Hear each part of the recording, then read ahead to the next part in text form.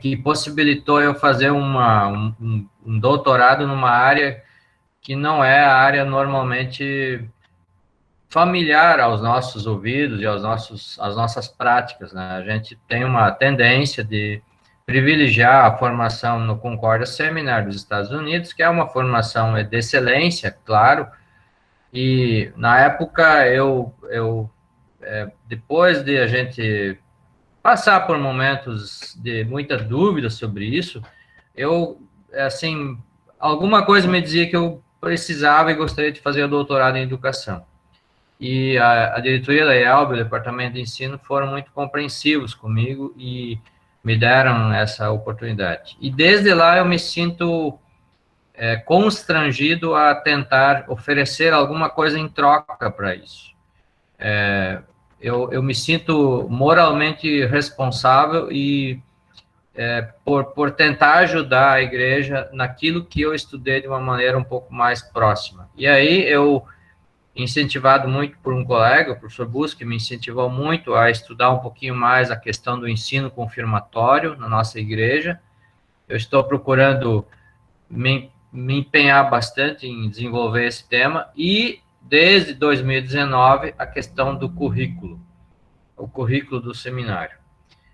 Esse é um assunto que normalmente é um pouco mais melindroso para a gente discutir, pelo fato de que a gente tem uma história de uma tradição que vem vindo de muitos anos.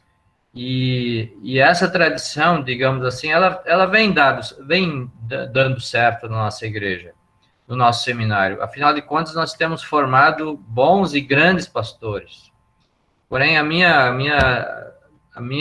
assim, o que eu fui instigado é que a gente pode melhorar ainda mais, ainda há espaço para a gente melhorar, e por isso, então, eu pesquisei um pouquinho a questão do currículo, e eu acredito que Deus tem, assim, nos abençoado bastante sobre isso, e a gente tem conseguido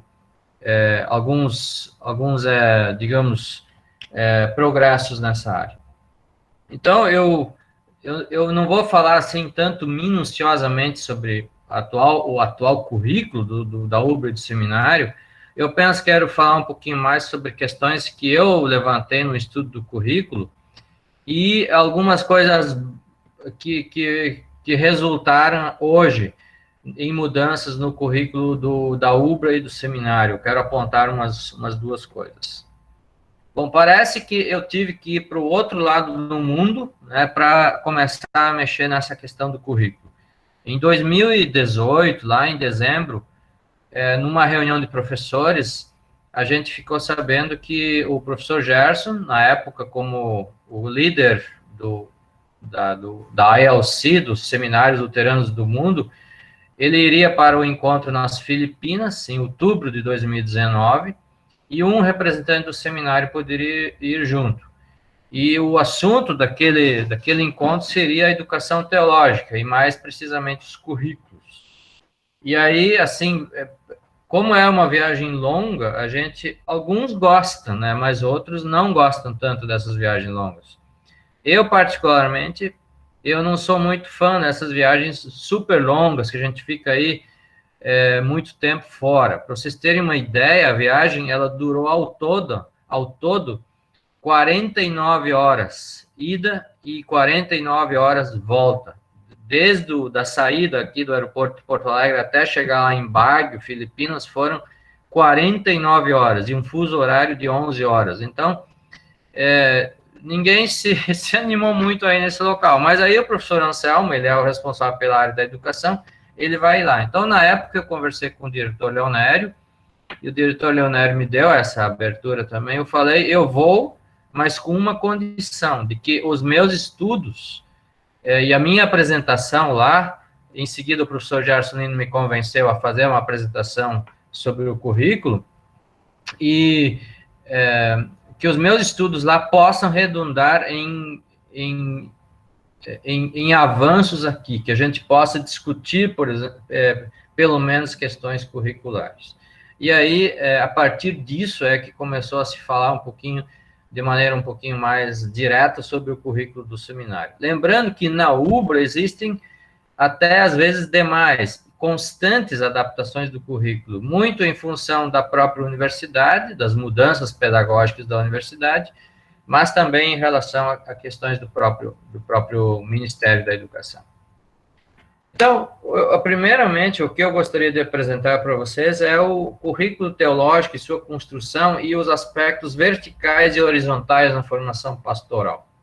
Então, esse é o grande ponto que eu gostaria de abordar nessa apresentação.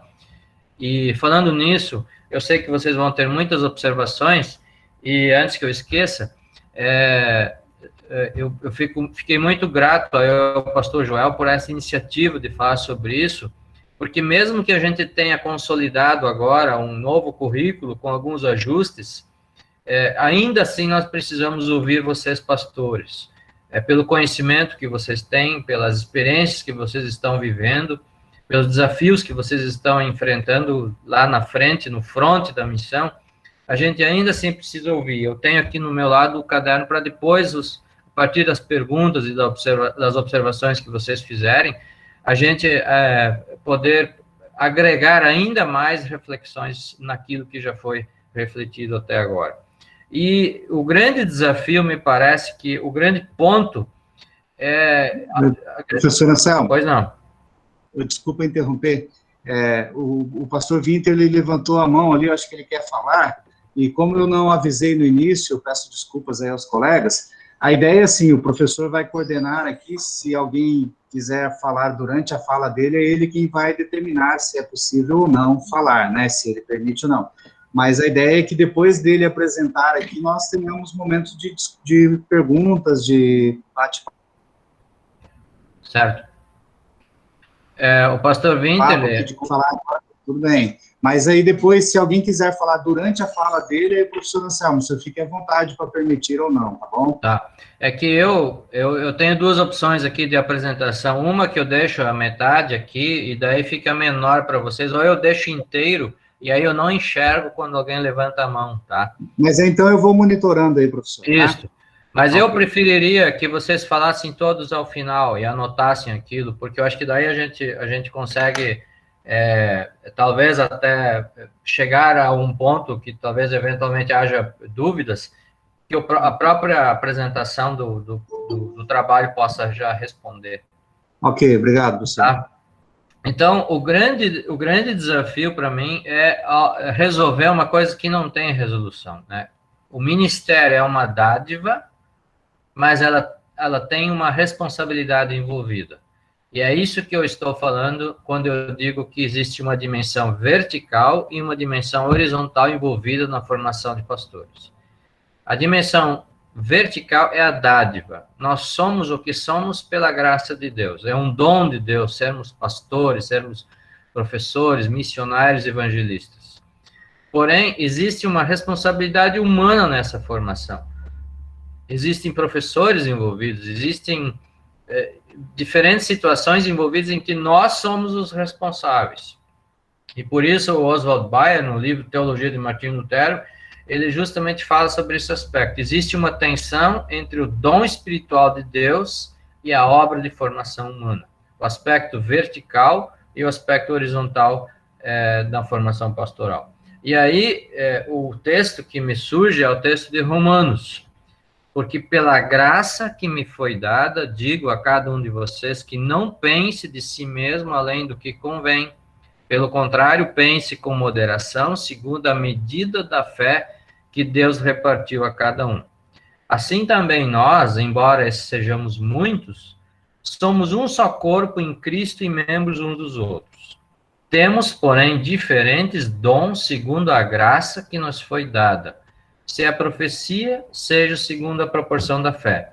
Se é ministério, dediquemo-nos ao ministério. O que ensina, dedique-se ao ensino. Então, é aquilo que o apóstolo Paulo, depois, na primeira carta aos Coríntios, fala que eu sou o que sou pela graça de Deus. Então, esse é o aspecto vertical da formação pastoral. Então, a gente poderia mais ou menos fazer a seguinte ilustração.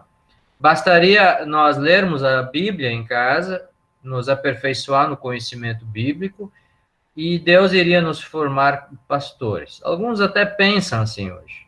Porém, nós viemos para o seminário, nós estudamos homilética, estudamos exegese, estudamos um curso humanístico para alguns, porque nós entendemos que existe essa responsabilidade horizontal na nossa formação. E essa tensão, ela precisa ser mantida. E é graças a essa tensão que eu acredito que nós possamos continuar louvando a Deus por tantos bons e excelentes pastores formados ao longo desses anos. Porque Deus os formou através do seminário, mesmo com as suas limitações, mesmo com seus defeitos. Então, o desafio é nem tanto ao céu, nem tanto à terra. Nem deixar que Deus faça tudo, mas também não deixar que nós achamos que nós somos responsáveis unicamente por nossa formação. Em outras palavras, deixar para Deus aquilo que é próprio de Deus e fazer aquilo que é próprio do ser humano fazer nesse processo de formação pastoral. E aí, a minha proposta de pesquisa, ela teve alguns elementos.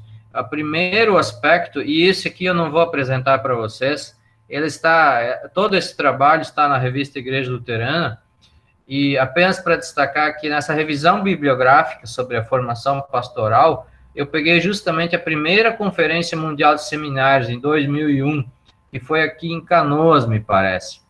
E essa agora de Baguio, eu acho que foi a 8ª, se eu não me engano, não lembro bem agora. Mas, de qualquer forma, essa foi a primeira conferência e ela falou justamente sobre a formação pastoral.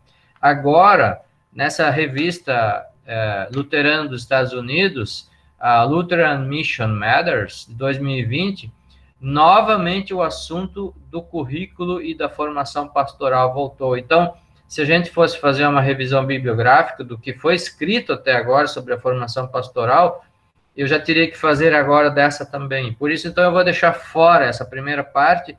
Vou falar um pouquinho dos pressupostos na construção de um currículo, que é o modelo insular e o modelo híbrido. Vocês vão entender melhor daqui a pouco. Insular vem de ínsula, de ilha, e o modelo híbrido de pegar 2 aspectos, pelo menos.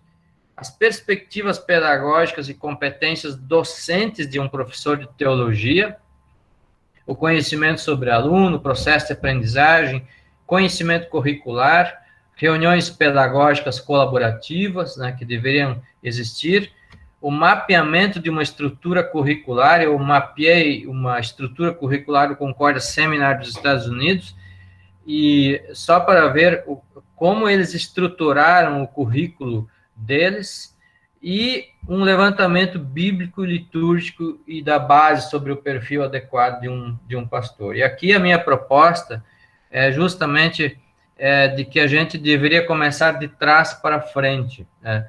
A gente trata do currículo, a gente trata do nome, das disciplinas, o que vai ter no currículo e assim, mas eu acredito que a gente deveria focar ainda muito mais naquilo que nós desejaríamos formar. Quem é o pastor que nós queremos? E que referências nós vamos usar para determinar o perfil do nosso pastor? E aí eu fiz um levantamento bíblico, litúrgico, e de uma visita que eu fiz, ou de algumas visitas que eu fiz a estagiários em 2019, em que lá existe uma pergunta sobre o que o seminário poderia melhorar. E aí eu procurei inserir também algumas ideias nesse aspecto. Então, esse é o jornal Lutheran Mission Matters 2020, ele acabou de sair, ele está online, e aí eu quero destacar que o meu trabalho foi pego para ser publicado nessa revista. Ele já foi publicado na revista Igreja Luterana, mas eu fui surpreendido com o pedido desse jornal para publicar também o meu artigo, embora eu até tenha feito uma pequena crítica à estrutura curricular do Concórdia Seminário dos Estados Unidos. Depois vocês vão ver. Eu acho que tem alguma coisa lá que não fecha na ideia. E isso que eles revisaram o currículo deles em 2017. Mas vocês vejam que aqueles textos marcados em verde aqui, todos eles tratam sobre questões curriculares da educação teológica. E eu, assim, me sinto muito feliz por esse reconhecimento, não para uma satisfação minha, mas é aquilo que eu venho defendendo já há muitos anos e que a gente não fala isso com orgulho, a gente fala isso com humildade e reconhecendo que Deus também concede dons e dádivas para teólogos e pastores luteranos brasileiros. Nós também podemos colaborar com a educação teológica de outros lugares. Nós não precisamos copiar tudo, como se a gente não soubesse fazer as coisas. E é por isso que eu me sinto extremamente feliz, porque eu me sinto como representante do seminário e da própria igreja luterana aqui no Brasil, de poder um dia dizer alguma coisa também sobre o currículo, né? Mesmo que talvez a intenção deles tenha sido apenas pegar os textos de diferentes partes do mundo, mas para mim chamou a atenção o fato deles terem me solicitado esse trabalho, e eu fiquei bastante grato a Deus por essa oportunidade. Então, as discussões sobre currículo e estudo, querer sempre fazer o melhor e sermos melhores no que fazemos. Veja que eu não estou dizendo que nós queremos fazer o melhor do que, ou sermos melhores do que. Não, o meu ponto é que a gente precisa buscar a excelência, a gente precisa buscar ser melhor naquilo que a gente faz e sermos melhores naquilo que nós fazemos, tendo como referência a nós mesmos. Quer dizer, eu quero sempre ser o melhor professor, eu quero sempre ser o melhor pastor. Não melhor pastor do que o outro, mas melhor do que eu mesmo. E é nessa perspectiva que eu levanto essas discussões sobre o currículo e o estudo. E aí é interessante o que o Lutero fala sobre a formação e a ação dos pastores, e aqui, evidentemente, pode-se incluir também os professores. Seguindo nesta trilha, e buscar mais compreensão e aprofundamento na palavra, esse é o assunto. Haverá cada vez mais ensino e escritos, se houver estudo na palavra, mas também haverá maior insatisfação consigo mesmo. Presume-se que Lutero esteja falando em querer fazer melhor e não se contentar em ter realizado a tarefa. Ou seja, quanto mais a gente busca a palavra, mais ensino vai ter, mais escrito vai ter. E mais insatisfação com a gente mesmo, porque a gente vai notar o quanto a gente pode progredir nisso. Quando ocorrer o desejo de se aperfeiçoar, então você começou a se tornar um verdadeiro teólogo, que possa ensinar não apenas os jovens e imperfeitos cristãos, mas também os amadurecidos e perfeitos. Então, quando a gente tem o desejo de se aperfeiçoar, segundo Lutero, aí nós vamos nos tornar realmente os verdadeiros teólogos, porque aí nós vamos adquirir as competências para ensinar toda a gama de diferentes cristãos que existem em nossas congregações. A gente fala isso muito de uma perspectiva teórica, mas eu, nos meus 6 anos de pastor lá em Barra do Garças, Mato Grosso, e Aragarças, Goiás, a gente pôde perceber isso, como existem diferenças entre os cristãos. Só que a gente toma isso meio que como algo natural, e a gente não consegue perceber que isso tem uma implicação no nosso jeito de ser pastor. E muitas vezes a gente quer fazer com que todos sejam iguais. E esse texto de Lutero justamente mostra que a gente tem que ter essa percepção de que nem todos são iguais. E aí o Lutero completa: pois de fato a igreja cristã tem todos os tipos de cristãos: jovens, idosos, fracos, doentes, saudáveis, fortes, enérgicos, preguiçosos, simples, sábios e assim por diante. Então, é nessa perspectiva de que nosso aprofundamento precisa ocorrer, para a gente se tornar melhor. Porém, se a inclinação for para se satisfazer com o que já foi feito e se contentar com elogios diante de outras pessoas, ou mesmo buscar elogios, bem como estar incomodado com o que estiver sendo feito, então é melhor decorar suas orelhas com sinos dourados. E as pessoas que ouvirem irão exclamar: veja, veja, lá está aquela besta esperta, que pode escrever livros tão requintados e pregar tão extraordinariamente bem. Então, essa é uma crítica do Lutero quando ele diz que as pessoas não buscam o aperfeiçoamento e fazem apenas por fazer as coisas, e apenas ficam contentes quando as coisas são feitas, e não buscam se aperfeiçoar.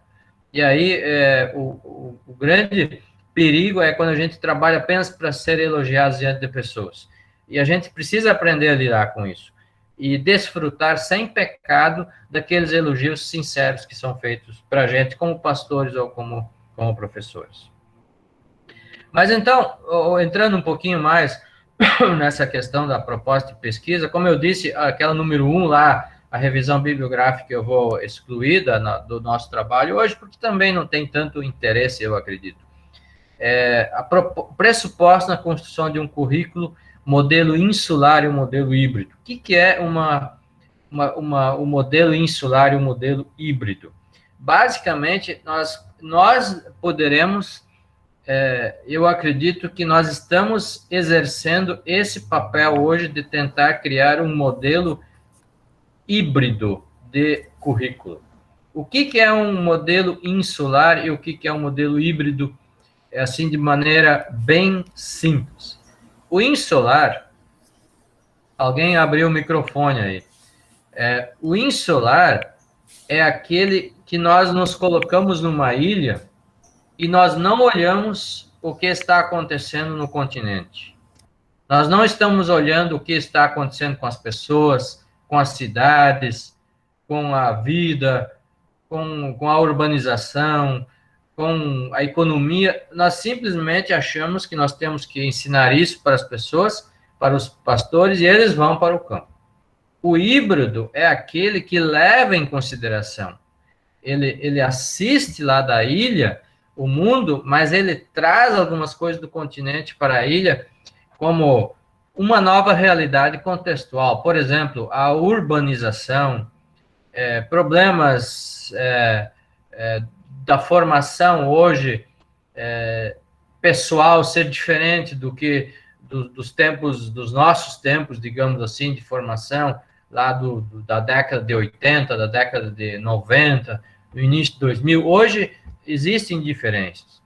E essa diferença, eu acredito que a gente, às vezes, fez sem se aperceber disso, mas hoje, de uma maneira consciente, a gente tenta manter aquilo que precisa ser mantido, aquilo que não, digamos, não pode ser mexido, e também tentar inserir novos elementos do contexto para que a gente possa aprender mais. Eu acredito que essa tenha sido, nos últimos anos, uma das críticas que a gente ouve falar sobre a formação teológica dos nossos alunos, de que mais questões externas deveriam ser ensinadas. E aí é preciso realmente prudência e cautela, porque a gente não pode ir trocando a toda hora o currículo em função de uma nova realidade. Digamos assim, hoje o isolamento social deveria ser agora uma disciplina no seminário em função de que nós estamos vivendo isso. Então, isso seria pegar alguma coisa lá da sociedade para trazer dentro do currículo. O desafio é a gente conseguir manter essa faixa mais escura aqui, continuar sendo uma ilha, continuar ensinando as confissões luteranas, a Bíblia, a história da igreja, digamos que são imexíveis, assim, e trazer alguma coisa mais híbrida, por exemplo, a questão da plantação de igrejas, da missão em grandes cidades, e assim por diante. O terceiro aspecto são as perspectivas pedagógicas e competências docentes de um professor de teologia. Aqui a gente sabe, né, que, pelo menos eu vivi isso na década de 90, entra ano, sai ano, os alunos, os pastores têm críticas em relação à forma como os professores dão aula e a forma como eles ensinam. Isso é histórico dentro da nossa igreja, e eu acho que isso é histórico dentro de toda a universidade, as críticas para os professores. Algumas são justas e são verdadeiras, e outras realmente elas são muito personalizadas e às vezes machucam até a gente, os professores, pela forma como são feitas e pela abordagem que é feita. Porém, uma das coisas que eu levantei nessa pesquisa é como nós lidamos com a questão da competência docente de um professor de teologia. Por que eu sou professor de teologia aqui? O que foi visto como competência docente em mim? Por que o professor Gerson é professor aqui? Por que o professor Leonídio foi escolhido para ser professor? Que competência docente ele tem? Então, eu percebo nisso que existe um feeling natural de que, às vezes, nós confundimos aquilo que as pessoas sabem fazer bem no campo pastoral e eles são colocados aqui como professores. E aqui eu não estou fazendo nenhuma crítica a isso, eu apenas estou fazendo uma constatação de que quando eu cheguei aqui, eu não sabia ser professor. Eu levei anos para entender o processo de ser professor. Eu digo com uma certa vergonha até, e lamento por esses primeiros alunos que passaram por mim, de que realmente eu não tinha noção nenhuma do que é ser professor, né? Eu não tinha competência docente. E aí a gente precisa louvar a Deus, porque Deus fez isso comigo e faz isso com todos, né? Ele nos dá os dons e as dádivas que nós precisamos para continuar nesse trabalho, nesse ministério, e fazer isso de forma bem feita. Pelo menos a intenção é fazer isso de forma bem feita. Porém, esse desenvolvimento de competências docentes, ele pode ser feito ao longo da nossa estadia aqui com o professor. Saber, por exemplo, como é importante conhecer o contexto do aluno, como acontece o processo de aprendizagem, conhecimento curricular, ter o conhecimento do que está acontecendo em cada semestre, reuniões pedagógicas que poderiam ser colaborativas no sentido de trocar experiências, né? A gente sabe, né, que acho que não tem nenhum problema em dizer isso, né? Eu acredito que, do ponto de vista didático-pedagógico, um dos melhores professores que já passou aqui nos últimos tempos foi o professor Gerson Linden, né? Ele tem um feeling didático-pedagógico impressionante, né? E de quebra, ele é um líder mundial da Igreja Luterana. Eu percebi isso, o pastor Winter, ele esteve lá também, ele deve ter percebido também a liderança que ele exerce em todos os seminários luteranos do mundo. Então, ele adquiriu essas competências ao longo da sua vida pastoral, com certeza, e aqui no seminário, né? Mas eu acredito que a gente precisa usar esse tipo de conhecimento adquirido para podermos dialogar e ter reuniões colaborativas nesse sentido. Essa, pelo menos, é a proposta que eu fiz para todos os seminários, e a gente está tentando implantar isso aos poucos. A formação docente e sua importância, assim, só para a gente destacar um pouquinho, provavelmente vocês lembram do primeiro professor de vocês, o antigo primário, né, educação infantil hoje. A gente lembra disso, porque é importante. Mas olha o que diz o Lutero e a pesquisa sobre a formação de professores. Lutero enfatiza a qualificação docente. Para ensinar e educar bem as crianças, precisa ser de gente especializada, bem como investir dinheiro na educação. É impressionante. Há mais de 500 anos atrás, o Lutero disse que para ser professor tinha que ter um curso de pedagogia, né? Então, precisa existir essa especialização. E aí, pensemos agora o quanto seria interessante a gente investir dinheiro na qualificação de professores de escola bíblica dominical, né? Como isso seria importante? Na mesma perspectiva, esses três autores aqui americanos entendem que a habilidade acadêmica dos professores faz diferença na vida formativa de seus estudantes. Assim, pesquisas conduziram à descoberta que cada dólar adicional gasto em qualificar mais os professores é compensado na obtenção de melhorias no desempenho dos alunos do que os usos menos instrucionais dos recursos escolares. Então, investimento. Eu sei que nós, como qualquer ser humano no mundo, nós queremos plantar um pé de jabuticaba hoje e amanhã já colher, né? A gente quer isso. É raro, a gente ouve aquelas histórias, né? aqueles contos, né, de que alguém plantou uma jabuticaba, e antigamente, sem a questão do enxerto, demorava às vezes 10, 15, até 20 anos para dar fruto, e a pessoa pergunta, por que você já é velho, idoso, por que você está plantando isso aqui? Não, porque daqui a 20 anos alguém vai colher o fruto. A gente quer resultados imediatos, mas eu acho que a gente tem que começar a pensar também, e isso é uma responsabilidade ética que nós temos, de preparar o futuro da igreja. E o futuro da igreja exige não só professores na área da teologia que estejam preparados, mas nós precisamos de professores nas escolas, as nossas escolas. O pastor Joel mencionou as escolas luteranas no início. Eu lembro de ter visto o pastor Marlos Selin, que é diretor lá em Santo Ângelo, e a gente sabe o quanto é importante essa perspectiva, essa missão que a igreja tem em manter escolas e investir na formação de professores, e a diferença que isso vai fazer daqui a alguns anos. E agora, o quarto ponto é o mapeamento de uma estrutura curricular do Seminário dos Estados Unidos. Né? Eu peguei essa estrutura curricular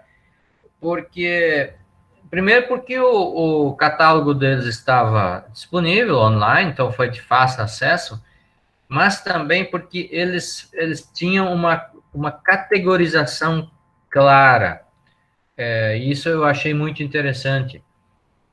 Uma categorização clara nos resultados da aprendizagem que eles esperam ter com o currículo que eles implantaram em 2017. Então, eles têm as seguintes categorias para o currículo deles.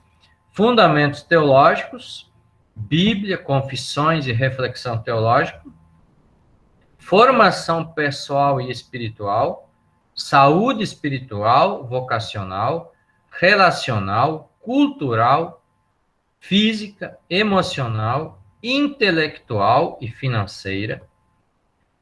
Uma outra categoria é a prática pastoral e liderança, cuidado pastoral para com todas as faixas etárias, preparar evangelistas, liderar, proclamar e ensinar, conseguir liderar bem os cultos, interpretação e engajamento cultural, análise cultural, uma leitura cultural perfeita. Veja, é muita coisa na formação pastoral.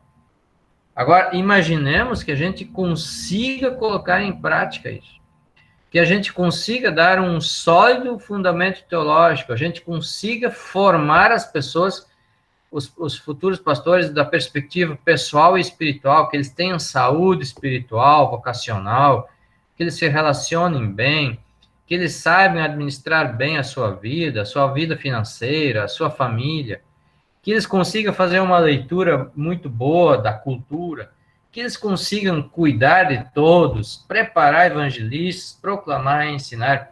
Então, esses são os resultados da aprendizagem que está mais ou menos retratada de forma em categorias no currículo do Seminário dos Estados Unidos. A gente pode ver que existe uma tentativa de colocar o insular, aquilo que não pode mudar, que é o fundamento teológico, com a questão cultural. Né? Agora, a minha crítica, assim, foi um pouquinho de leve, né? Mas ela existiu, é que quando a gente começa a olhar a distribuição dos créditos na formação pastoral, lá no Concordia Seminary, vocês vão ver que a formação pessoal e pastoral, ela é bastante séria, ela é bastante intensa. Saúde espiritual, vocacional, relacional, cultural, física, emocional, intelectual e financeira. E aí, quando eu olho aqui, existem apenas 3 créditos para essa formação. Os outros 12 são do período de estágio. Então, se coloca um peso muito grande, no meu modo de ver, no estágio. De que é o estágio que vai dar essa saúde espiritual, vocacional, relacional, cultural, física, e assim por diante. Eu não sei se vocês estão entendendo aquilo que de repente eu esteja errado na minha análise. Eu nem sei se eles deixaram essa minha análise no texto lá dos Estados Unidos, mas eu acho que existe um pequeno desequilíbrio ali, né? Se quer formar bem a pessoal e pastoralmente, mas existem de 98 créditos, 15 são destinados para isso, porém 12 no período do estágio. Por outro lado, não dá para deixar de mencionar que na teologia prática existem 24,5 créditos destinados, né, para a formação da teologia prática. Mas isso, evidentemente, envolve liturgia, liderança e assim por diante. Então, existe uma bela ênfase na teologia exegética, se a gente considerar que a exegese e as línguas bíblicas são 1/4, né, do currículo para isso, né? A teologia sistemática também tem um percentual bastante significativo, 13%. Eu acredito que exista um equilíbrio, mas o que me chamou a atenção é essa formação pessoal e pastoral do futuro pastor, e que vai ter que se formar, então, no estágio. E se isso for o caso, se esse for o caso, digamos, que a gente deva conscientemente concentrar essa formação no estágio, o que significa em termos de pastores orientadores, o que significa isso em termos de oportunidades de trabalho, de convívio, o que significaria isso na prática nos nossos estágios hoje e para eles lá nos Estados Unidos. E agora, o levantamento bíblico, litúrgico e da base. A base que eu coloco entre aspas aqui, porque em 2019, me parece que eu fiz 5 visitas a estagiários, e naquele momento em que eu pergunto o que pode melhorar, me chamou a atenção 2 aspectos que foram levantados de que poderia alterar um pouquinho ou melhorar, e eu vou colocar para vocês depois. Então, antes eu falei que onde é que pode estar a referência para nós descobrirmos quem é o pastor que nós queremos para as nossas congregações? Quem é o pastor que nós precisamos hoje para a nossa igreja? Então, eu dividi em 3 categorias: atribuições, competências e virtudes, e com base em textos bíblicos.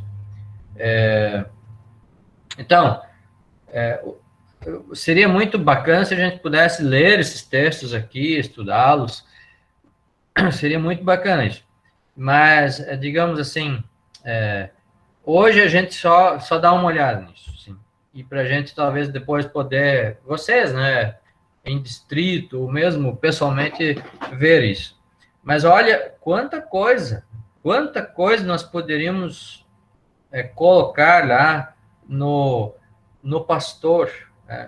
Ele tem a atribuição de ensinar, cuidar da doutrina, pregar. Ele tem que ter a competência para ensinar, cuidar da família, das finanças, dos relacionamentos, dos excessos na bebida, rejeitar assuntos supérfluos, ser exemplo, progredir, cuidar de si mesmo, saber lidar com as diferentes faixas etárias, administrar questões relativas à viúva, esforço, virtudes, bom nome, moderado, sensato, modesto, hospitaleiro, pacífico, conciliador, exercitar a piedade, pregar a palavra, manejar bem a palavra, evitar falatórios inúteis, suportar as aflições, fugir às paixões da juventude, ser pacífico, paciente, ter um bom nome, ser humilde, equilibrado, controlado com a bebida. É muita coisa. É muita coisa que a gente pode tirar, né? Então, pois não. Professor, Desculpa, o senhor está apresentando algo, para aparecer uma apresentação, porque eu não estou visualizando ela aqui. Parou agora ou há mais tempo vocês não estão vendo? E eu acho que não apareceu, nem Desde apareceu. o começo Sério? não apareceu. Né? Desde isso. Nenhuma. Ah, não. Mas aqui... Vamos começar tudo de novo, que eu cheguei atrasado. Vamos Hoje ver está se... simples, é só abrir o texto do pastor ali no PDF aqui, né? Tá certo, não, mas isso não podia ter acontecido. Mas até agora foi bem compreensível, tranquilo. Tudo bem. Mas eu vou ver se eu consigo agora, né? Pelo menos essa parte final, não, mas... Agora sim. Chegou. Puxa vida, que coisa. Mas eu gostaria de... Porque tinha algumas coisas que precisariam ser vistas, né? Por exemplo, essa parte inicial aqui, eu vou passar bem rápido. Depois eu vou compartilhar com vocês, tá? Essa parte aqui que eu queria que vocês vissem, o insular e o híbrido. O insular é uma ilha, o híbrido nós queremos fazer com que haja ingredientes do continente para a ilha. Essa estrutura curricular aqui, eu gostaria que vocês dessem uma olhada, a estrutura curricular do Concordia Seminar dos Estados Unidos. É incrível como existe uma precisão naquilo que se quer. E a minha dúvida, como eu já falei antes, e talvez vocês conseguiram entender, é que existe um desequilíbrio, eu acho, entre a distribuição dos créditos e aquilo que se espera na formação pastoral. Puxa, agora eu fiquei triste aí com isso aqui. Mas aqui são outros assuntos relacionados a atribuições, competências e virtudes do ministério. São várias e nós precisaríamos mapear isso sempre mais e melhor para nós conseguirmos entender qual é o perfil de pastor que nós queremos. E aqui é um resumo, isso aqui é um print. Se eu fosse fazer isso no mapa conceitual do PowerPoint, ia ficar meio pequeno e desconfigurado. Mas aqui eu acho que dá para ver um pouquinho. O pastor em 3 categorias: as atribuições, competências e virtudes. As atribuições: batizar, ensinar, pregar, celebrar a ceia, evangelizar, cuidar da palavra, da doutrina, orar, ler publicamente a palavra, organizar a missão, encarregado das coisas de Deus, cuidador do rebanho, perdoar e reter o perdão. Competências: aptidão e esforço no ensino, manejar bem a palavra, cuidar de si mesmo, da família, dos relacionamentos, saber lidar com diferentes faixas etárias, ser exemplo, suportar aflições e progredir, gerenciar questões sociais, evitar falatórios inúteis e ser fiel. Virtudes: bom nome, equilibrado, bebido dinheiro, pacífico, amigo do bem, amor, hospitalidade, aplicado, não ser negligente ou preguiçoso, humilde e piedoso. Essa é uma tentativa de resumir todas essas atribuições de competências e virtudes tiradas de textos bíblicos que falam, especialmente 1 Timóteo e Tito, sobre o que se espera de um pastor segundo o coração de Deus. E aí, sobre a perspectiva litúrgica, apenas um slide, mas que me pareceu interessante. No culto luterano diz que, além das atribuições próprias de um pastor, como pregar, ensinar a palavra de Deus e ministrar os sacramentos, é também da sua competência instruir crianças e os jovens, admoestar os pecadores, ajudar os fracos na fé, ir atrás dos perdidos, confortar os aflitos, amparar os necessitados, visitar os doentes, consolar os abatidos. Então, nós precisamos de muitas competências para saber lidar com todas essas situações. O que eu costumo dizer aqui para os alunos E me corrijam depois se eu estiver errado nessa minha análise, mas eu digo assim, a gente tem que encarar o ministério pastoral profissionalmente também ser bem entendido. O que eu quero dizer com isso? É que eu vou num médico que me atende bem e que eu sei que é competente para lidar comigo. Eu vou num laboratório que eu sei que é bom. Eu escolho um dentista que eu sei que é competente.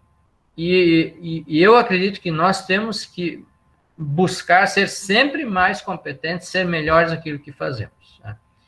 E muitas não escolhem nós como pastores e como professores, a não ser aqueles que votam no dia do chamado.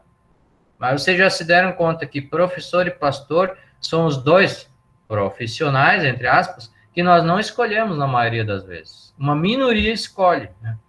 E por isso eles precisam tentar ser mais competentes ainda, né? Trabalhar sempre mais para mostrar toda a sua possibilidade de ser um bom pastor e um bom professor. Um dos itens de avaliação, agora na visita aos estagiários, diz respeito à formação pastoral a partir de dados da realidade do estagiário. Das visitas feitas em 2019, a gente pôde ainda fazer presencialmente, 2 aspectos foram notados. Deveria haver uma ênfase no preparo mais específico e competências em lidar com diferentes faixas etárias e sociais, bem como planejar e implementar diferentes programas ou projetos. Lembrem que lá no mapeamento bíblico e no próprio mapa conceitual da formação do Concord Seminar dos Estados Unidos, existem esses aspectos, né, que a gente precisa aprender a lidar com as crianças até aos vovôs e saber implementar programas ou projetos, sejam programas evangelísticos, projetos sociais e assim por diante. E isso foi observado como algo que talvez esteja faltando na formação dos pastores. E aí, evidentemente, que a referência não foi o estagiário, porque o estagiário, em princípio, não tem essa responsabilidade, mas a referência foi o próprio pastor nesse quesito. Então, anotações finais, considerações provisórias, eu espero não ter tido tanto prejuízo assim, por vocês não terem visto. Eu coloquei aqui para apresentar, eu acho que eu devo ter clicado no lugar errado aí. Mas algumas considerações provisórias sobre a questão da educação teológica. A primeira consideração é de que o ensino e prática da justificação pela fé é imprescindível na discussão sobre o ministério pastoral. Não há como se encaixar no perfil recomendado por Deus sem lembrar desta verdade, que faz parte da dimensão vertical do processo formativo pastoral. Porém, parafraseando Lutero, depois que sabemos que somos e estamos justificados pela graça de Deus revelada em Jesus Cristo, aí temos autoridade para pensar, construir e implementar ideias e programas da formação pastoral. O que eu quero dizer com isso aqui? O que eu quero dizer é simplesmente isso. Se a gente olhar para todas essas exigências que são colocadas em cima de nós, pastores, se a gente olhar para nós mesmos, é impossível nós sermos pastores. Eu acho que nem pastor não teria, nem professor não teria. Porque é impossível a gente conseguir preencher todos esses requisitos para ser pastor. Por isso que eu coloquei ali adiante, que é preciso considerar a doutrina e a prática da justificação pela fé. É por isso que, no meu tempo de estudante, eu ouvia muito essa frase, só que eu precisaria, na época, que alguém tivesse me explicado melhor essa frase, de que a doutrina da justificação pela fé é a doutrina sobre a qual a igreja está fundamentada. E se essa doutrina ser tirada de baixo, a igreja cai. E eu ouvi muitas vezes isso, mas eu fui só entender o que isso significa depois lá no meu ministério pastoral. Talvez tinha que ser assim, de que se eu não considerar que eu sou um tremendo de um pecador, que dependo da graça de Deus, dependo da justificação pela fé, então nada vai ser possível na igreja. eu não vou poder pregar, eu não vou poder ensinar, eu não vou poder apresentar um trabalho sobre currículo, eu não vou poder fazer nada. Mas, graças a Deus, pela justificação pela fé, que é a graça de Deus se manifestando na minha vida, na vida de todos os pastores, na vida de todos os membros, a igreja fica de pé, né? E por isso ela é o fundamento pelo qual também tem que ser olhado os próprios requisitos de um pastor segundo o modelo bíblico. Nesse sentido, a segunda consideração, ao final desse trabalho, é de que a construção curricular de um curso não exige apenas distribuição de créditos e os títulos mais adequados às disciplinas, o que geralmente a gente fez e fazia. Primeiro, é preciso definir qual o perfil que se idealiza para um pastor luterano, tendo como referência principal a palavra de Deus e, de forma especial, o Evangelho do Senhor Jesus Cristo. Como segundo passo para a consolidação curricular, são necessários alinhamentos pedagógicos, que se materializam através de reuniões colaborativas do corpo docente. Aspectos confessionais e contextuais podem e devem ser incorporados nessa discussão, desde que não imponham limites à ação própria de um pastor segundo o coração de Deus. Então, nisso aqui eu confesso que a gente pode ainda progredir, a gente pode crescer um pouquinho nisso aí. Começar de trás para frente. Vamos estudar o currículo hoje, beleza, vamos estudar. Vamos estudar o perfil do pastor. Que perfil nós queremos? E aí fazer um aporte desse perfil para dentro do currículo. Eu acho que isso está acontecendo, mas eu acredito também que a gente pode estudar mais e talvez vocês nos ajudem um pouquinho nessa reflexão. Então, de um modelo mais objetivo para um modelo que leva em conta a realidade humana. Nós achamos, né, que somos muito objetivos, né, nós somos muito lineares, a nossa teologia é uma teologia linear. E aí, quando às vezes nós nos deparamos com as realidades humanas e sociais completamente imprevisíveis, a gente se atrapalha um pouco, né? A gente às vezes, para nós, tudo é muito certinho, né? A teologia é muito certinha, a nossa vida é muito certinha, mas quando a gente vê a vida, a realidade humana, a gente sabe quanto altos e baixos existem, né? Quanto nossa teologia precisa, às vezes, calar um pouquinho para algumas situações e respirar e dar um passo para trás e ir adiante. O Bollhagen, no comentário dos Eclesiastes, ele diz assim: os enigmas em Eclesiastes e outros livros da Escritura sabotam os esforços humanos em desenvolver uma teologia consistente e linear, que não deixa nenhum mistério ou perguntas sem serem respondidas, como se pudesse ser feita sem humildade e confiança em Deus, ainda que seja contrária à experiência e à percepção humana. Esse texto, para mim, eu usei ele para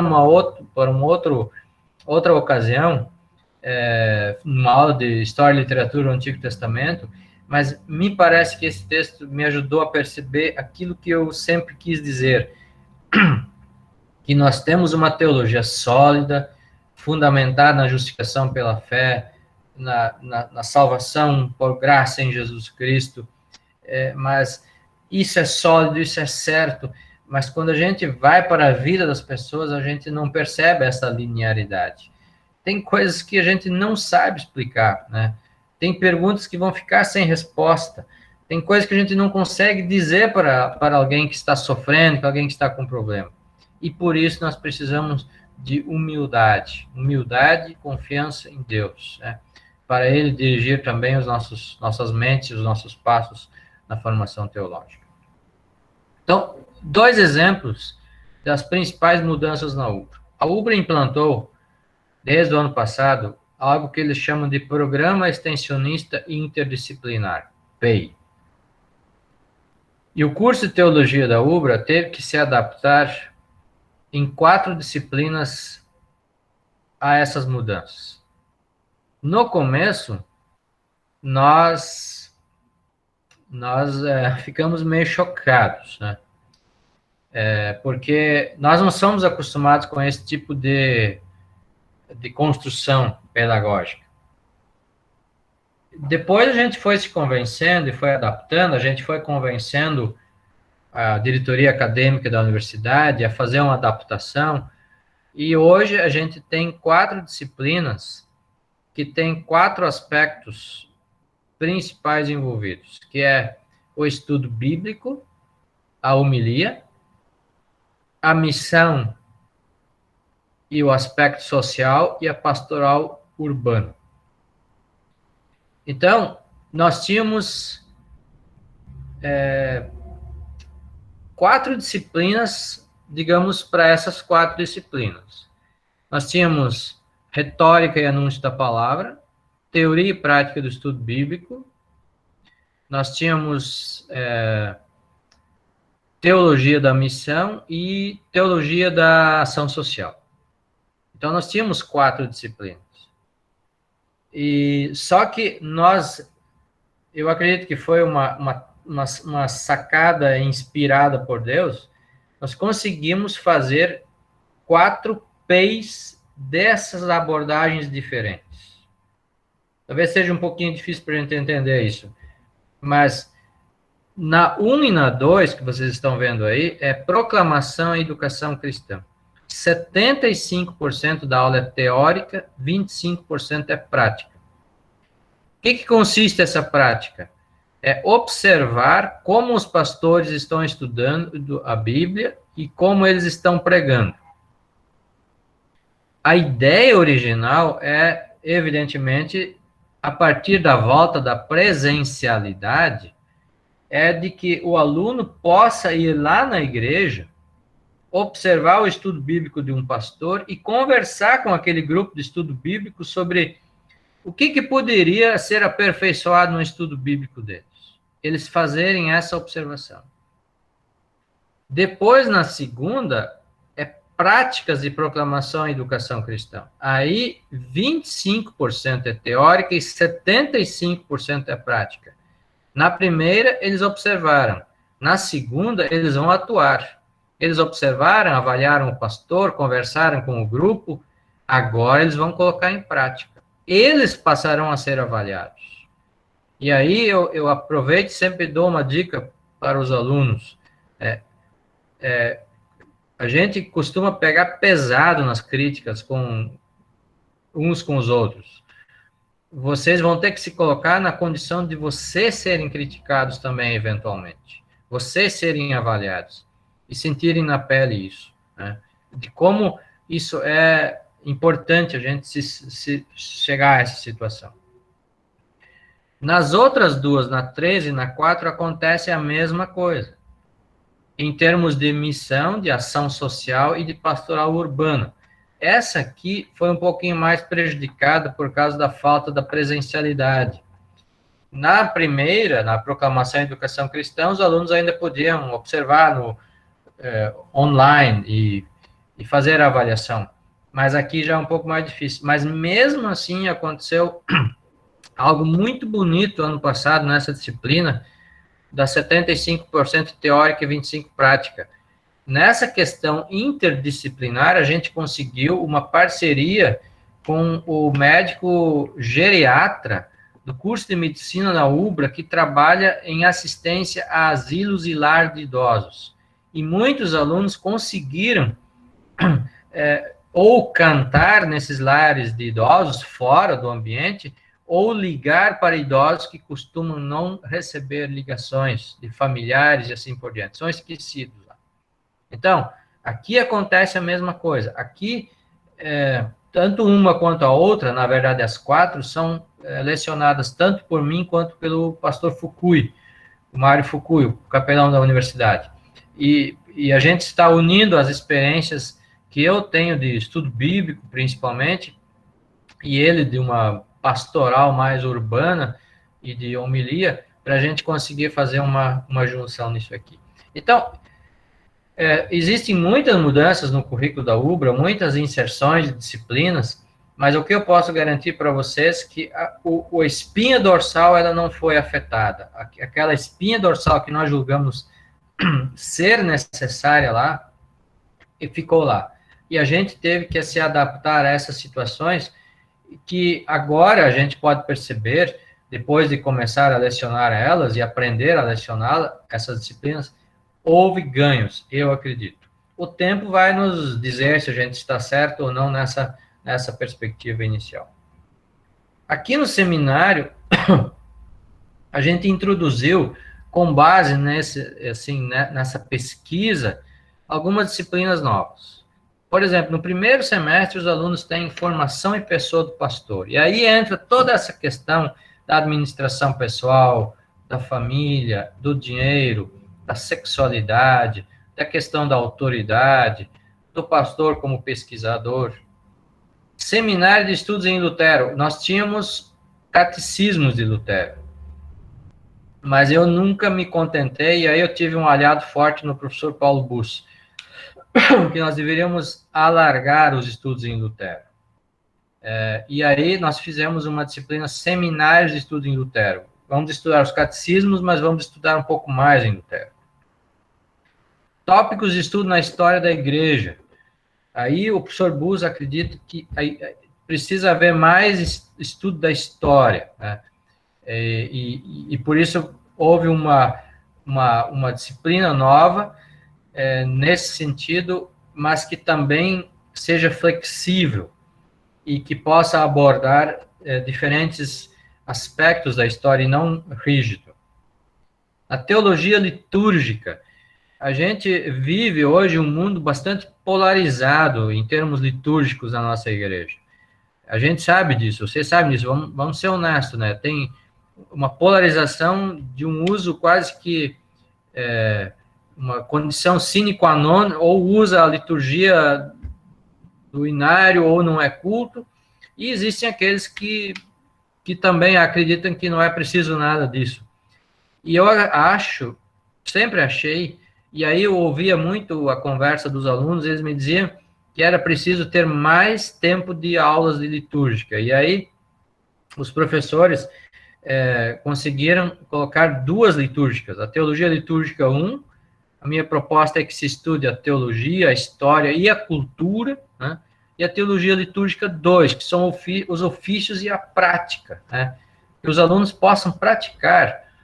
Eu acho que o pastor Marlon, eu vi que está aí, ele sempre dizia que lá na Este, eles vão ao limite lá da prática e até praticam um sepultamento de alguém, né?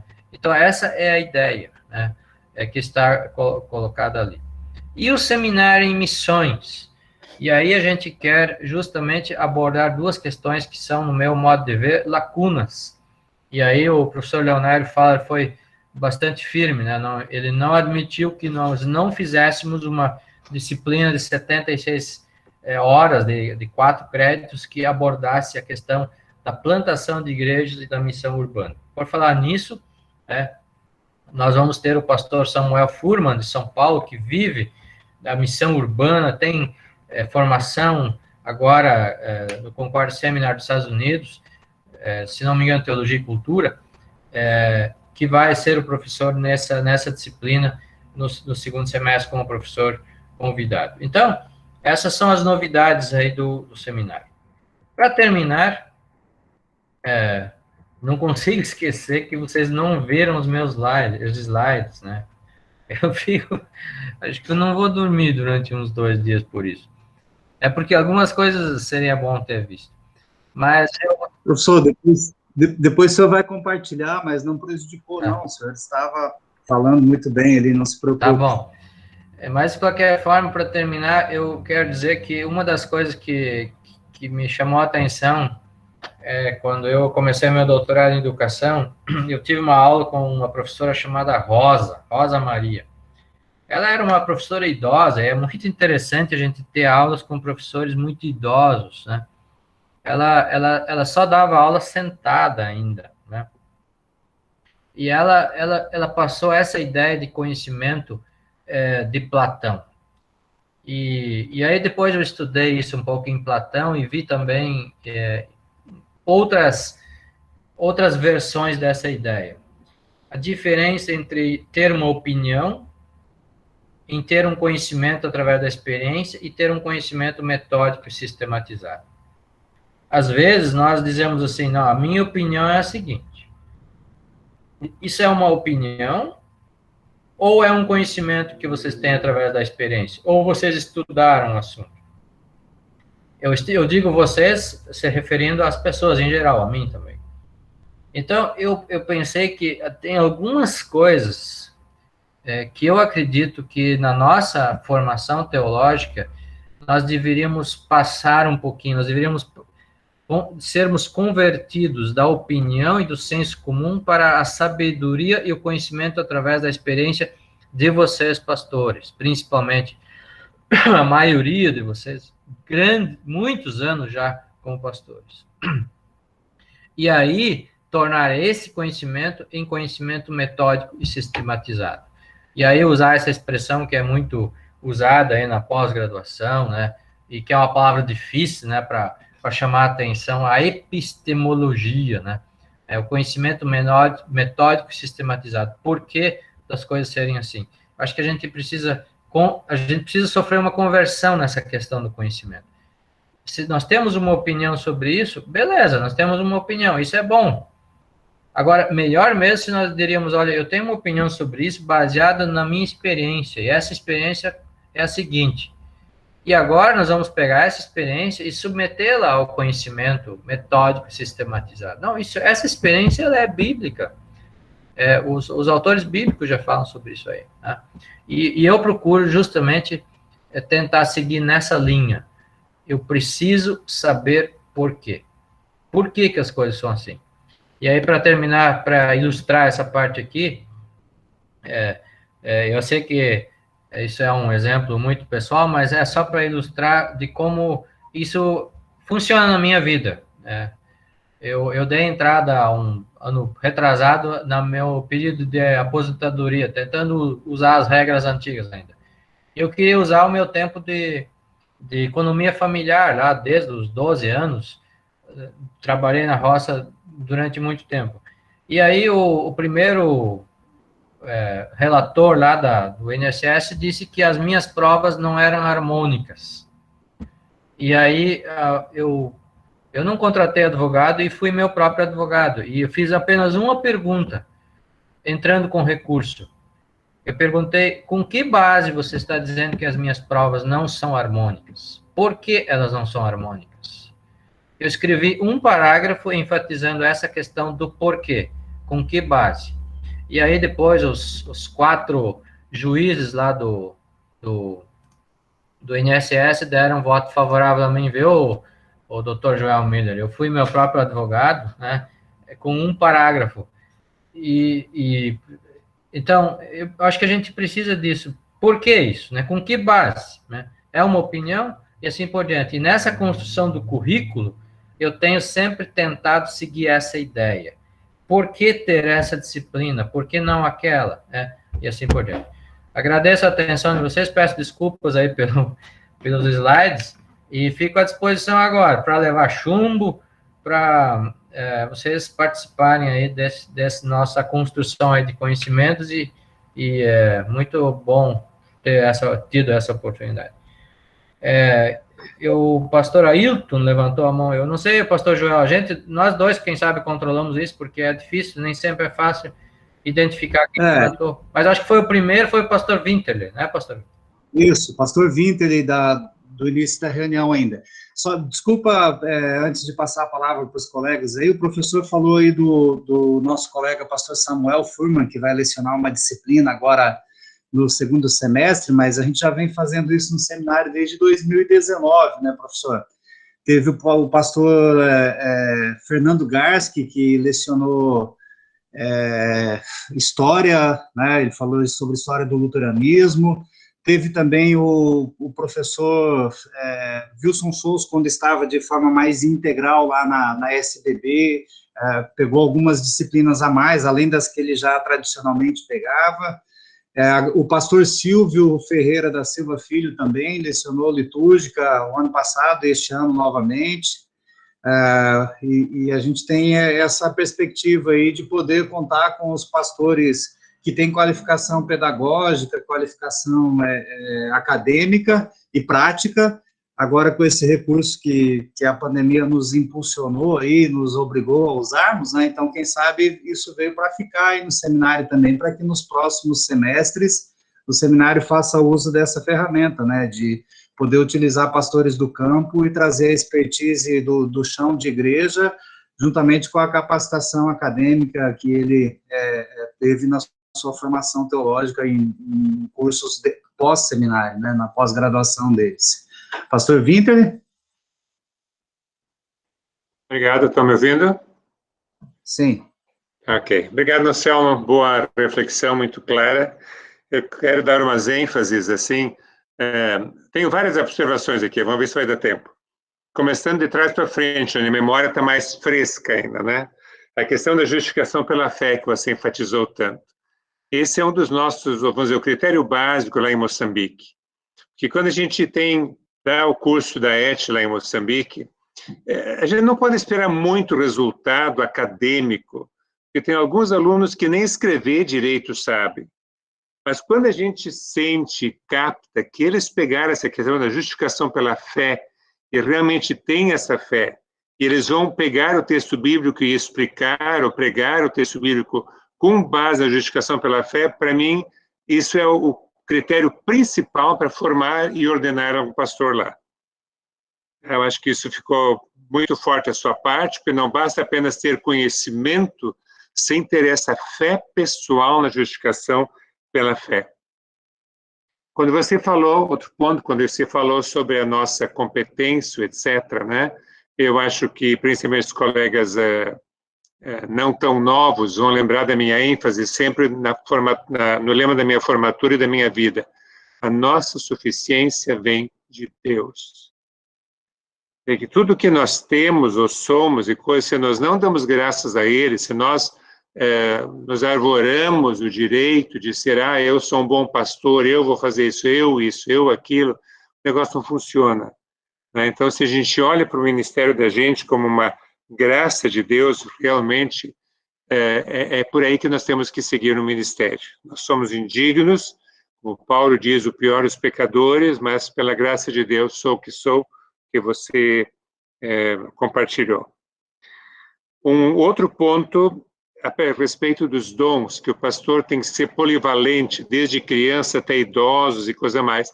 Isso às vezes é difícil, realmente é difícil, não tem pastor que preenche todos esses critérios. Por isso eu fico muito feliz de ver, eu incentivei muito no meu tempo da presidência, o ministério compartilhado.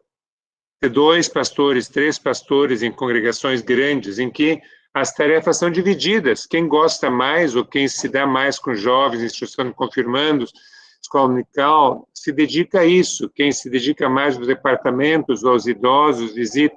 Ou, no meu caso, inclusive estou escrevendo um artigo sobre isso, o pastor Scholze se aposentou 50%. E ninguém melhor do que ele conhecia os velhinhos. Então, ele assumiu a visita aos idosos. Eu ia de vez em quando, mas ele ia regularmente. A simples voz dele, falando ou cantando, já consolava os velhinhos. Né? Então, isso nós temos que aprender a valorizar os pastores eméritos também. Um ponto que eu acho que você não abordou, mas eu gostaria de...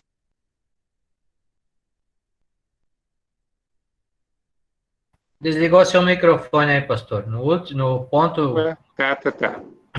Ok, desculpa. Mexi no coisa aí sem querer. O seminário é o lugar de passar os candidatos pelo crivo. O seminário tem que ser bastante rigoroso, não é apenas aceitar e formar e entregar para a igreja. Porque depois que o pastor está no campo, quem vai controlar, quem vai supervisionar? O conselheiro, talvez, mas até o negócio chegar no conselheiro já estourou e metade da congregação está decepcionada, frustrada, abandonou o trabalho, cria-se partidos e etc., coisa mais.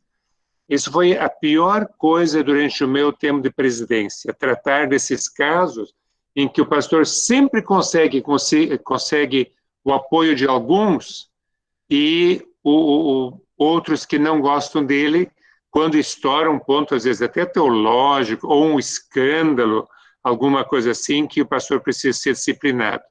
Então, o seminário tem que ter muito cuidado nessa questão curricular prática, de não soltar para a igreja pessoas problemáticas, porque elas vão causar problemas no ministério. Então, eu não vi isso na sua explanação, mas eu deixo aqui isso como ideia. A questão do pastor ser professor, ou do professor de seminário ser professor, como você confessou, eu acho que muito honestamente, quando foi para o seminário, o que você sabia de lecionar, né? Como lecionar. Eu não sei se já foi feito um estudo, mas quando o Seminário de São Paulo funcionava, o segundo grau era de magistério. Eu lecionei no segundo grau lá. Né? E então o candidato a pastor já entrava na teologia sendo professor. O nosso atual presidente é prova disso, pastor Geraldo. E não sei como é que ele seria no seminário, mas eu estou gostando muito das cartas de consolo que ele está escrevendo aos pastores, às famílias de pastores falecidos, que eu acho que, apesar que ele foi um aluno muito quieto, mas ele absorvia muito. E hoje ele está botando para fora o que ele absorveu. Então, acho que valia a pena um estudo desses pastores que fizeram magistério e depois teologia, se eles têm um plus a mais, né? Se eles têm uma característica nesse aspecto que você levantou aqui de magistério e de ministério. Né? Mais um ponto aqui. Quando eu cheguei em seminário lá em Pretória, bem, eu tinha uma carga de experiência bastante grande, mas o que os pastores da Igreja Negra lá, que o seminário era basicamente a Igreja Negra, me pediram, por favor, mais coisas administrativas, mais coisas práticas. Quando nós nos formamos, chegamos à comunidade, nós sabíamos o que fazer, além de dar culto. Então, havia uma boa base teológica, mas não havia uma base prática. Tentamos fazer, mas depois o currículo teve que ser mudado totalmente, agora começou esse ano que eu saí, por questões legais, pelo reconhecimento seminário. Mas essa parte prática, eu fico feliz que ela está no currículo e ela jamais pode ser esquecida. E desde o meu tempo de seminário, eu sempre havia o clamor de trazer pastores do campo para darem sua experiência, compartilhar sua experiência. E vejo que isso também está acontecendo. Eu fiquei com um ponto de interrogação na questão do híbrido. Híbrido, para mim, não é um termo, não me cai bem, porque na agricultura, quanto eu sei, o milho híbrido não reproduz. Né? Ele é uma coisa artificial. Estou certo? Então, como é que se aplica isso na teologia, buscar o híbrido com o insular? Eu não sei se não haveria um termo melhor. Para mim, não sou bem esse termo, só como reflexão. E uma última observação, tempo que o professor Nebas era diretor e eu era presidente, ele me convidou para um retiro de alunos, numa das praias, não sei se ainda foi no Balu ou onde, não lembro. E o tema era pastor, profissional ou amador? E foi eu não fiz uma palestra, eu levantei a questão e discutimos e assim por diante, né? Então, foi muito interessante, porque o amador é alguém que faz algo porque ele ama aquele hobby. Né? Então, o pastor é um amador no sentido de que, se ele não tiver amor, nada serei, nada será. Mas, ao mesmo tempo, ele tem que ser um profissional. Ele tem que se profissionalizar o melhor possível. Então, isso só reforça tuas palavras aí, mas só para usar dois termos assim complementares, né, ao que você disse ali também. Obrigado por tua explanação, obrigado por essa oportunidade. Obrigado, pastor Winter. Antes do pastor Ailton, que eu acredito que tenha levantado a mão, a questão do rigor lá que o senhor falou no início, né, das dificuldades que teve com o presidente em lidar com situações difíceis, essa talvez seja a nossa maior dor aqui dentro de tentar encontrar um equilíbrio entre o rigor, as exigências e também a compreensão com a questão da pecaminosidade, a possibilidade de alguém ser recuperado por Deus, de alguém ter uma necessidade de uma segunda chance.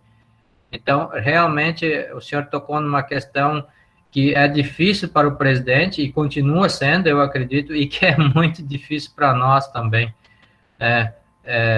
de lidar com situações que, às vezes, os alunos fogem dos padrões, né, que a gente gostaria que eles estivessem, né, e a gente gostaria também, em nome de Deus, dar uma chance para eles, né, de recuperar, né, e então, realmente, essa é uma questão difícil. Quanto ao híbrido, é uma expressão que talvez eu precisaria estudar mais, mas eu tirei ela do Paul Jung, que é um professor universitário lá dos Estados Unidos que trata dessa questão curricular. Ele usa essas duas expressões, insular e híbrido, mas talvez a gente tenha que estudar melhor isso. O curso de teologia da UBRA tem gente que defende o modelo híbrido. O que eles querem dizer com híbrido? Que é uma parte EAD e a outra parte presencial. Então, é nesse sentido que se usa o termo híbrido. E aí a gente poderia e talvez deveria fazer um estudo mais minucioso do próprio significado da palavra, né? Gostei da dica aí sobre o híbrido do milho, plantar milho híbrido, né? E essa expressão eu usei muitas vezes, né? E eu não tenho certeza se ele não se reproduz, não tenho muita certeza disso. Pastor Ailton? Acho que é o Ailton que levantou a mão, não? Isso. Foi, pastor Ailton. Professor, duas coisas eu gostaria de compartilhar. A questão que o senhor colocou ali dos alunos fazerem uma parceria com um médico numa clínica, né, um asilo, um lar de idosos. Nós temos aqui em Medianeira um rapaz, ele é filho de um pastor emérito, filho do Urbano Lehrer. Ele faz teologia pela Uninter. E o estágio dele foi pedido para ele entrar em contato com alguma igreja e fazer o estágio em uma área social dessa igreja. Então, ele pediu para nós aqui uma autorização para ir até uma clínica de narcóticos alcoólatras para dar estudos bíblicos, mas ele tinha que fazer isso com a supervisão de um pastor. Então, nesse sentido, eu creio que veio essa mudança que o senhor falou do currículo, né, que o MEC exige, veio para despertar o trabalho social também nas igrejas, né? E tenho visto isso aí, tem acontecido aqui, e não envolveu apenas o aluno, mas envolveu a diretoria da congregação, envolveu o pastor também, eu tenho ido lá para ajudar ele, e isso envolveu mais projetos sociais aqui no município, a partir deste pedido aí do curso do aluno Marcelo Lehrer. Então, é um bom testemunho que a gente tem nessas cobranças aí do MEC, né? Outra questão, eu soube que o senhor trabalha um tema sobre a idade para o catecismo, para o aluno ingressar. Fica aí uma sugestão, quem sabe numa próxima o senhor possa trazer para nós aí essa tua pesquisa, um próximo encontro desses aqui. Era isso. Obrigado, pastor Ailton. Eu compartilho com você da mesma felicidade, né, de que houve um progresso muito interessante sobre essa questão do asilo e outras alternativas que a gente vai poder ter. Eu acho que vão haver ganhos interessantes nisso. E pensando assim um pouquinho mais adiante, por exemplo, hoje é possível já os nossos candidatos a pastor fazerem o curso EAD e depois virem aqui por mais 2 anos no seminário. E se eles, no curso EAD, tiverem essa oportunidade de trabalho, já nas congregações de vocês, eles vão estar fazendo um pré-estágio já muito interessante ali na congregação. Então, existem ganhos interessantes sobre sobre isso. Sobre a questão da idade, esse realmente foi o primeiro grande desafio que eu encarei no estudo do ensino confirmatório. Porque eu não me contentava quando eu perguntava com que idade você começa o ensino confirmatório. Quando o aluno estiver na 5ª série, ou no 5º ano. Mas por que no 5º ano?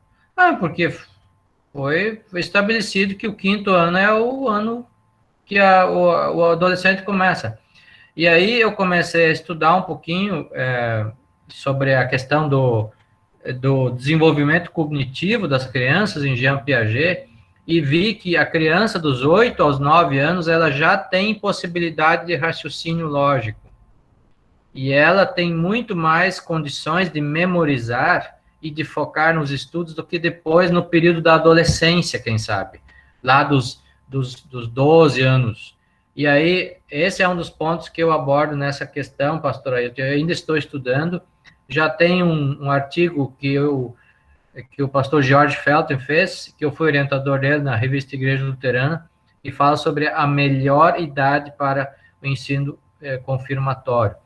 É um assunto realmente bacana de a gente discutir e conversar, principalmente com vocês que são pastores, pela experiência que vocês têm. O distrito lá da região de Ijuí, se não me engano, não sei se tem alguém aqui dessa região, o pastor Jairo Schroeder fez contato comigo esses dias em maio, eu vou fazer um curso de aperfeiçoamento e o tema é o ensino confirmatório. E nós vamos falar sobre esse... O pastor Marlos está dizendo que vai ser ali. Em maio, às quartas-feiras de manhã, eu vou oferecer esse curso e aí vai entrar essa questão. Obrigado, pastor Ailton.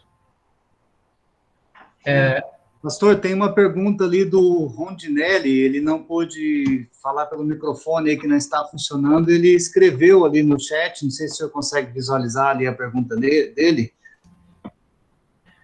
Eu vou visualizar. Tá, e eu me inscrevi ali para falar também, deixa eu ver se tem mais alguém inscrito aqui, não tem ninguém inscrito. Conseguiu identificar lá a pergunta do Rondinelli? Sim. E tem também um depoimento ali do pastor Davi Schmidt, que está bem interessante.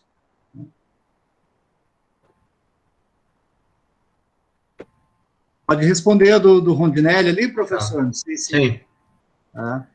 O pastor Rondinelli levanta uma questão muito delicada, né, e ele justamente usa um tema bastante difícil de a gente abordar, que é a questão do ensino sobre a Santa Ceia e a prática congregacional. Eu gostaria, assim, de tirar o foco da questão da Santa Ceia e colocar a ideia através de um pensamento de que tanto a Santa Ceia quanto outros assuntos às vezes teológicos, sistemáticos ou mais práticos, podem ter um certo ensino aqui e a prática, a experiência, nos colocar em dúvida a respeito desse ensino.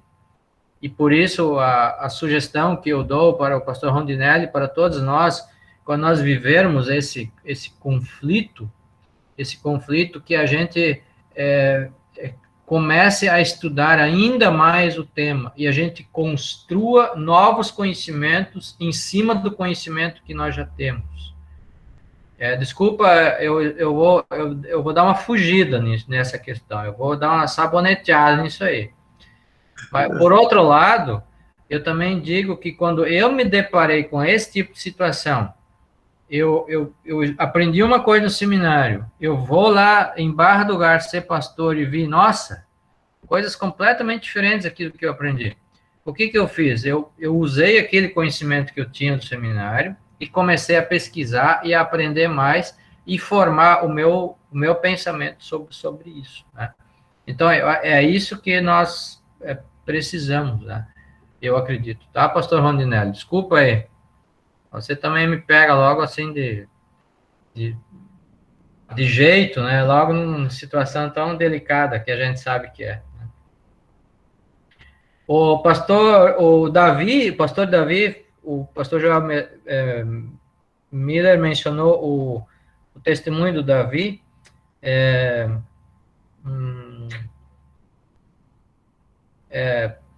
que os alunos aproveitem mais experiências, né? E ele menciona o fato de que ele é uma pessoa mais afetiva, mais emotiva, e que talvez teve dificuldades com as visitas pastorais, mas se eu entendi bem a fala dele aí pelo chat, foi a experiência que fez ele superar isso, e que esse tipo de experiência realmente deve ser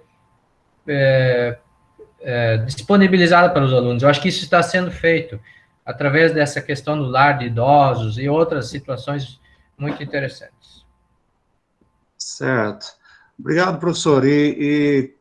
Até porque o nosso tema hoje não é Santa Ceia, né? Mas nós podemos ter um dia desses aqui nas nossas reuniões, falar sobre esse tema que sempre volta aí, né? A questão de alguns pastores darem a ceia para todos e outros ultra restritos. É a mesma questão que o professor falou no início lá da liturgia, né? Tem gente que está aí romanizando a liturgia luterana, e tem gente que está jogando fora também, né? A gente tem que encontrar o bom senso nessas questões aí, precisamos conversar sempre sobre isso, porque é a nossa prática teológica aí. Dentro do que o professor falou, eu gostaria de mencionar a questão do estagiário. Eu recebi ontem uma fala de um colega pastor sobre um determinado estagiário. Ele estagiou o ano passado e este ano está no seu último ano lá do seminário. E ele, então, falou lá, conversou comigo um pouco, e a pergunta que ele fez assim: então agora ele é responsabilidade do seminário, não é mais... Ele não responde por si, é responsabilidade do seminário. Eu tentei compreender aquilo. Ele achava que enquanto o cara estava no estágio, era o pastor lá que responderia por ele. E agora que ele voltou para o seminário, é o seminário que responde. Então, a gente tem que pensar essa questão de fazer boa parte da teologia prática que o professor mencionou ali no currículo, sendo no estágio. A gente tem que olhar para o estagiário como um aluno do seminário. Ele não deixou de ser responsabilidade do seminário. E o pastor que está orientando o estagiário, ele é corresponsável junto com o seminário pela igreja para com aquele estagiário. Quando ele aprova um estagiário que ele vê que não tem condições de dar continuidade no ministério, ele está empurrando o problema lá para frente, né? Então, o pastor Winter, ele mencionou a questão de o seminário é quem vai filtrar, né, qual é o couro que dá para fazer um bom sapato ali ou não, que eu disse lá no chat, ali fiz uma brincadeira, porque tinha um pastor das antigas aqui, quando era professor aqui em Porto Alegre ainda, ele disse que às vezes eles recebem couro de terceira e querem que entregue sapato de primeira, né? Então, às vezes, e me chamou a atenção aquilo que o professor Gerson falou na carta dele, que é para a gente enviar bons candidatos ao ministério pastoral, e é para os pastores nos ajudar a identificar estes bons candidatos, né? Então, o pastor é corresponsável pelo estagiário, ele continua sendo responsabilidade do seminário e da igreja, porque ele é aluno do seminário. Então, é importante a gente pensar isso. E até sermos mais estratégicos ou assertivos, não sei qual seria o termo mais próprio para isso aí, na designação do estágio, né? A questão que foi falada aqui de profissional e amador, a gente tem que cuidar com isso. O pastor, ele pode e deve ser profissional, e tem coisas na igreja que a gente deve entregar para um profissional fazer, né? Dentro daquela perspectiva que o professor falou ali, do senso comum, da prática que a pessoa adquiriu, ou do conhecimento técnico que ela teve. Tem coisas que precisam de habilidade técnica, tem coisas que precisam de conhecimento técnico. E não só o conhecimento técnico que o seminário nos proporciona, ou o conhecimento acadêmico que o seminário nos proporciona. Daí vem a educação continuada, né, o ensino continuado. É preciso, então, fazer uma pós-graduação, um mestrado, doutorado, tem um mestrado do seminário e outras oportunidades que a gente tem aí. Mas, muitas vezes, o pessoal está olhando para os nossos alunos, ou para os nossos estagiários, ou para os nossos pastores mais novos, e falando que eles estão ou muito acadêmicos ou muito profissionais. A questão de serem muito acadêmicos é porque eles acabaram de sair da academia, precisa dar tempo para ele ficar prático, precisa oportunizar a prática para ele, né? Agora, a questão do pastor ser profissional, às vezes está se confundindo que a igreja sendo tratada como uma empresa, e o pastor como um empregado. Aí está criando um vínculo empregador e empregado, e aí que está o erro, né? E tem também muitos pastores que a diretoria, algumas pessoas da congregação tratam a congregação como uma empresa e tratam o pastor como empregado. Tem muitos pastores que estão agindo como se empregados fossem.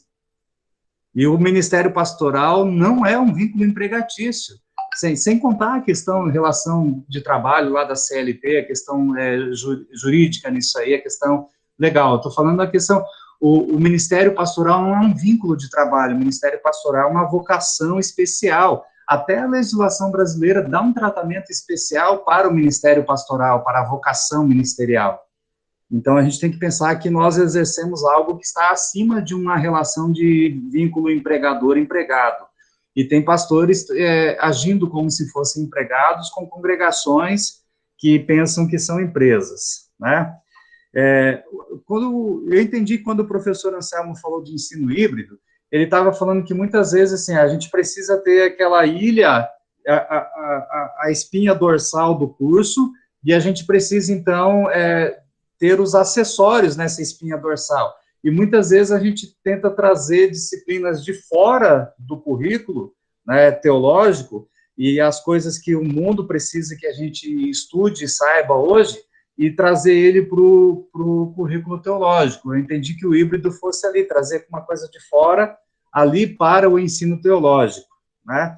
E alguém até mencionou ali que o híbrido pode ser aquele que funciona em duas opções, né? Ou a gasolina ou na questão elétrica. Aqui tem que ver o contexto em que está sendo dito.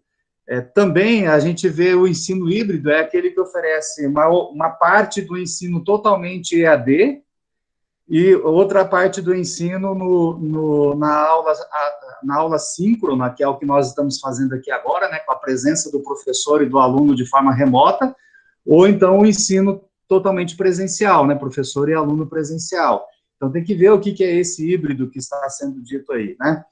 E essa questão da EAD, que o professor levantou, a gente tem que fazer uma revisão enquanto departamento de ensino, penso eu, porque se o aluno fizer o curso de teologia EAD, que a UBRA proporciona, são 4 anos de curso. Depois ele tem que fazer mais 2 anos de seminário e 1 ano de estágio, são 7 anos. Com 7 anos, em outra graduação secular, o aluno faz a graduação e o mestrado, e encaminha o doutorado ainda, né? Então, assim, a gente tem que pensar e reduzir um pouco isso, né? Ver como que a gente pode fazer para diminuir esse tempo aí, para estimular que pessoas façam EAD com vistas ao ministério, né? E também compartilhar com os colegas, hoje nós temos 10 alunos que estão fazendo uso do convênio IELB a ELBRA. O convênio IELB a ELBRA proporciona 100 bolsas de estudos para a IELB. Então, por ano, tem que ter 100 alunos lá, que a UBRA garante a mensalidade de 100 alunos lá na UBRA. E nós não estamos com 100 alunos. E na perspectiva dos próximos 4, 5 anos, de não termos ainda esses 100 alunos, que não é contando só a entrada do primeiro ano, contar os alunos do segundo, terceiro e quarto ano também. Então, a gente fez uma conversa entre DE e a ELBRA e IELB, e a gente selecionou aí 10 alunos do Brasil, contei com o apoio de alguns pastores, e o professor Clóvis, que é o coordenador do curso de teologia lá da UBRA, entrou em contato com vários alunos, né, foram quase 20 alunos, acho que foram 18 alunos que foram indicados, e desses 18, então 10 estão fazendo a EAD, pelo convênio IELB a ELBRA, com a possibilidade de ir para o seminário ou não, mas a primeira intenção é, assim, dar formação teológica para que pessoas capacitadas com a formação teológica que o curso oferece possam trabalhar na igreja, seja depois vindo para o seminário e sendo pastor da igreja, seja lá na congregação onde está, como um leigo capacitado com o curso de teologia.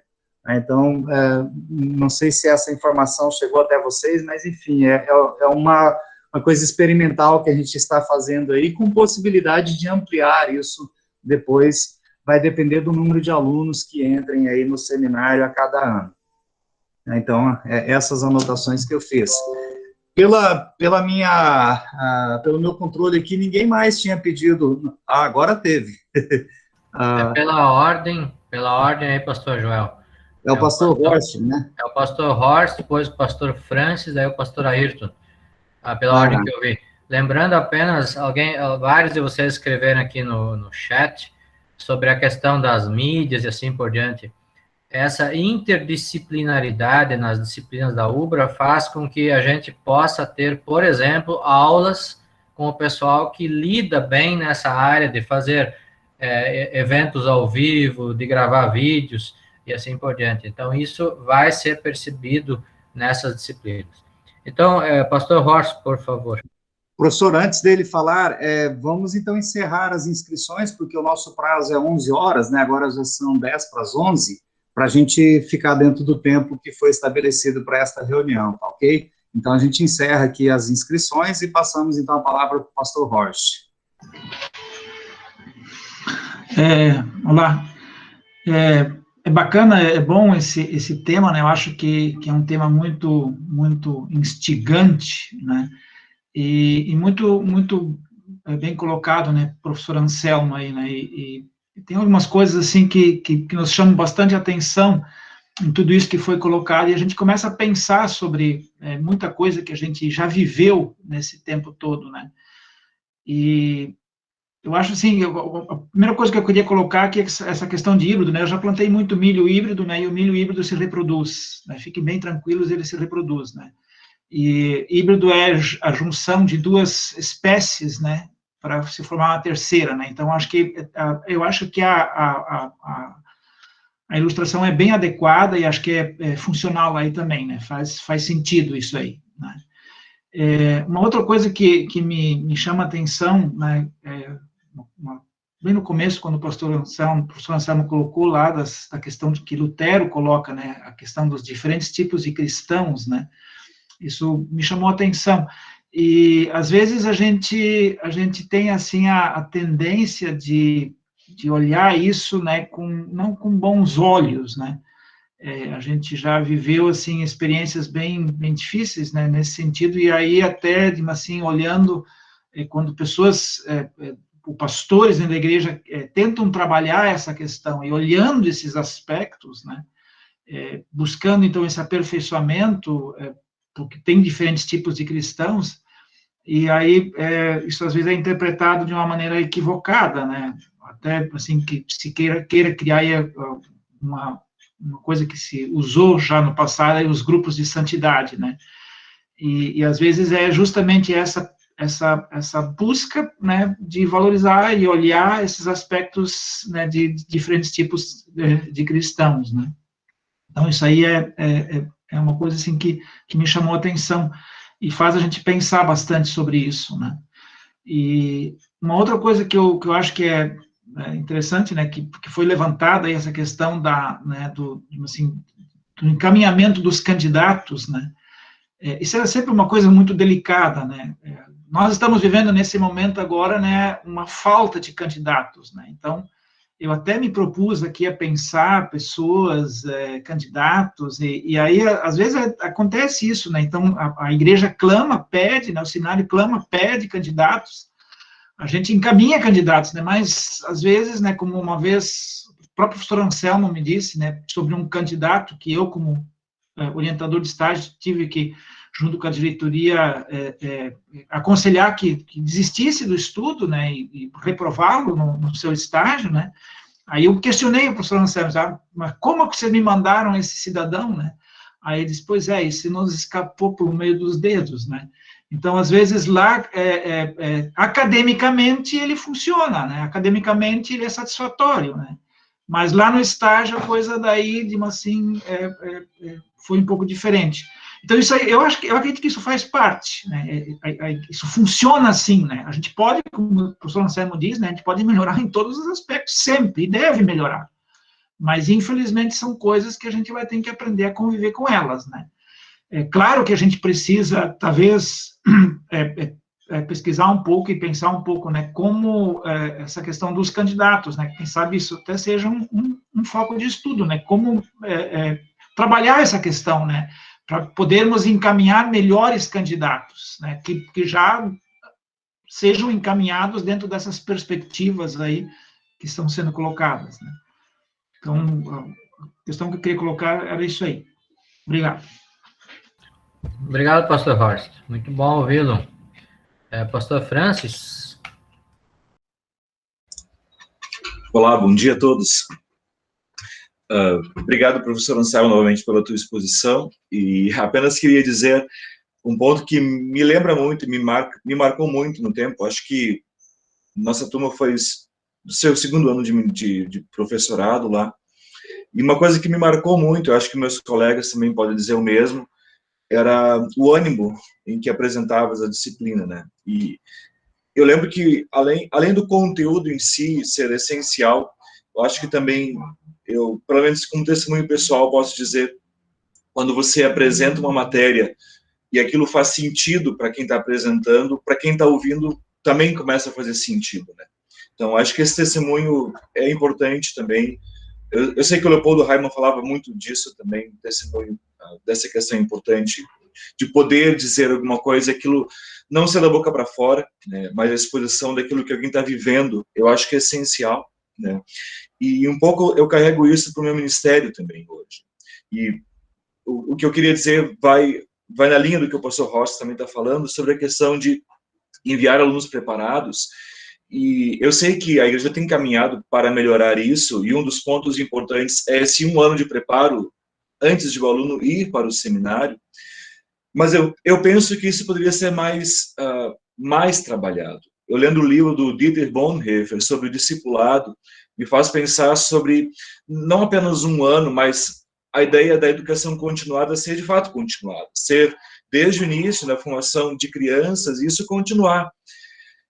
Independente se a pessoa vai para o seminário ou não. Eu acho que isso é uma consequência, né?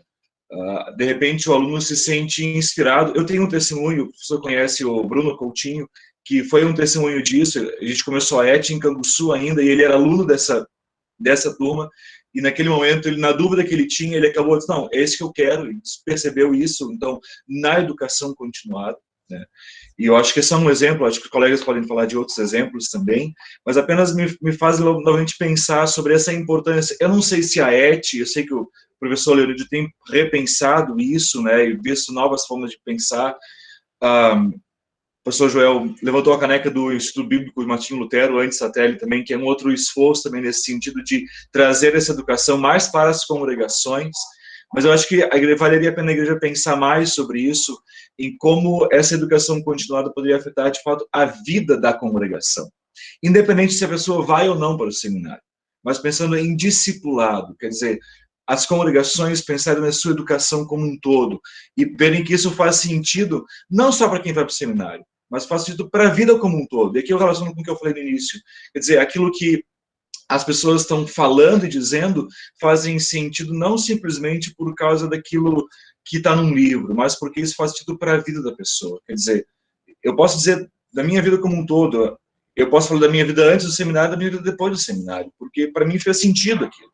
E eu gostaria que as pessoas que ouvem aquilo também possam dizer, poxa, isso faz sentido para mim. E é isso que eu quero expressar na minha vida como um todo, seja como pastor, seja como presidente da congregação, seja como líder de família, seja como líder de estudo bíblico, enfim, onde quer que eu esteja, a teologia faz sentido para mim, né? Algo nesse sentido. Obrigado, Francis. Pastor Francis, eu tenho notado que vocês me trataram muito pastoralmente hoje de manhã aqui, ao não conseguir... Ao me perder aqui os slides, vocês foram pastorais comigo. Não perde o sono com isso aí. Não, tá tudo tranquilo. O pastor Francis foi mais pastoral ainda, disse, né? Aquele segundo ano eu pensei que ele ia dizer, eu como professor, mas ele também teve uma abordagem muito interessante, né? De que aquilo que a gente faz realmente tem que partir do coração, e isso faz a grande diferença, eu acho que na vida de todos. Quanto a ET, eu vou dar uma provocada aí no pastor Joel, ele não precisa falar nada agora, mas eu já provoquei também o professor Leonídio, que está mexendo na ET, que eles provoquem a UBRA para, de alguma forma, eles poderem ceder o ambiente, a aula para a igreja, para nós passarmos essa ET para toda a igreja, via esse ambiente aula. Se a gente conseguisse isso, seria fantástico, porque hoje eu acho que essa pandemia, esse isolamento social nos trouxe essa ferramenta maravilhosa que Deus despertou em nós, né? De nós podermos nos comunicar dessa forma e de maneira tão eficiente e eficaz, quando a gente não se atrapalha com os slides. Mas imagine se a gente puder fazer o curso da ET para todo o Brasil dessa forma. Então, eu acho que esse detalhe realmente é muito, muito significativo. E, professor, se posso só complementar uma coisa, sim. Desculpa, mas de fato, se as pessoas não beberem da nossa fonte, elas vão beber de outras fontes, pode ter certeza disso, que mais pessoas estão procurando. Eu tenho conhecido muitas pessoas que de fato estão bebendo de outras fontes, não que sejam ruins, mas se nós temos uma fonte para disponibilizar para as pessoas, por que deixar que elas bebam de outras fontes? Com certeza, tranquilamente. O pastor Ayrton, por favor. Bom dia, obrigado, professor, pela exposição. Antes do ponto, talvez essa questão do ambiente aula, talvez já seja um momento do próprio seminário ter o seu ambiente aula mais estruturado, né? Talvez a gente possa chegar a isso também, né? O ponto que eu quero tratar é quando se falou, e alguns colegas também mencionaram, congregações sendo administradas como empresas. Isso realmente é doloroso, e a própria pesquisa sobre acolhimento traz várias observações nesse sentido, e que fazem a gente pensar. E eu lembro que quando eu estudava, alguns professores tinham ênfase muito forte de que o pastor não se envolva nas causas administrativas. E outros diziam, olha, a congregação precisa ser administrada como uma igreja. Aí eu tenho hoje, para mim, uma conclusão de que a omissão de um gera empoderamento de outro. Eu não consigo conceber pastores que dizem, olha, eu vou na reunião da diretoria, faço a devoção e vou embora, porque isso é com eles. Aí exatamente gera essa administração como se aquilo não fosse uma igreja, né? Então, em alguns espaços, realmente se perde de vista a função da igreja e se administra como se não fosse uma igreja. Depende quem são os líderes que estão à frente. E eu acho que ali, nisso, a gente poderia ter uma leitura diferente. Até porque, para outros fora do ambiente luterano, às vezes é estranho entenderem uma igreja que o pastor não é o presidente. E não penso que nós devemos mudar. Mas para exemplificar isso, em 1995, para abrir uma conta bancária em Natal, o gerente não aceitou essa conta sem que eu assinasse. E o estatuto não dava direito de assinar. Eu disse, pastor, mas como é que você vai ser pastor sem assinar? Né? Então, o mundo lá fora pensa a igreja diferente do que nós, né? E aí nós colhemos algumas questões que são difíceis até de engolir, porque daí o pastor não pode chamar a atenção de dizer, olha, nós temos que investir na missão da igreja. E aí vira quase um clube, onde todo recurso que entra, ele é para aumentar o salão. E nós temos assim, olha, quando você vai, o que tem de templo, que é 1/3 ou 1/4 do tamanho da área social da igreja, que chega a doer na alma, né? Porque realmente se administrou de uma forma equivocada.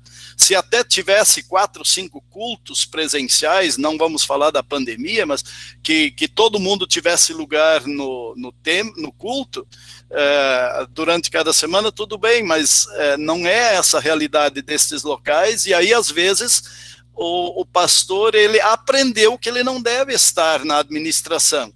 Mas uma administração que não está a serviço da teologia, ela vai estar a serviço de alguma outra ideologia ou pensamento, ou sei lá, aquilo que alguém implementar. Então, nem toda a liderança tem uma formação consistente para saber qual é o papel da igreja, porque às vezes o cara entra e ele traz a empresa dele para dentro do livro caixa, para dentro das assembleias, e ele quer fazer funcionar, né? Então, assim, eu acho que nossos pastores precisam ser orientados de que eles não se omitam, não queiram levar nas costas a administração, porque para isso existe a liderança, existe a diretoria, mas a omissão tem um preço muito caro. Obrigado. Obrigado, pastor. Perfeito, eu acho, como alguém escreveu no chat, eu acho que foi muito bom, e a dica eu dou no ensino confirmatório. O pastor não pode terceirizar o ensino confirmatório, ele tem que estar presente ali. Se ele quiser ajuda de alguém, beleza, mas aí ele tem que conhecer as crianças, ele tem que conhecer os adolescentes, e assim o pastor tem que conhecer o que está acontecendo na igreja, para fazer aquilo que é próprio da igreja, né, que é pregar o evangelho e administrar os sacramentos. Perfeito, perfeito. Professor Anselmo, tem mais alguma consideração a fazer? O nosso tempo já esgotou em 5 minutos.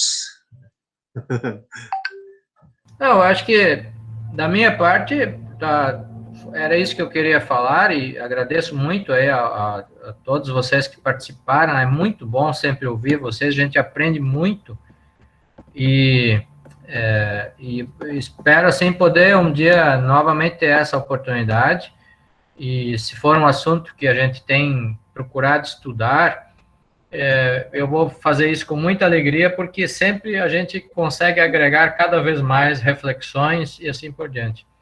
Apenas o exemplo que o pastor Ayrton deu, ele se aplica àquele exemplo que o pastor Rondinelli falou antes.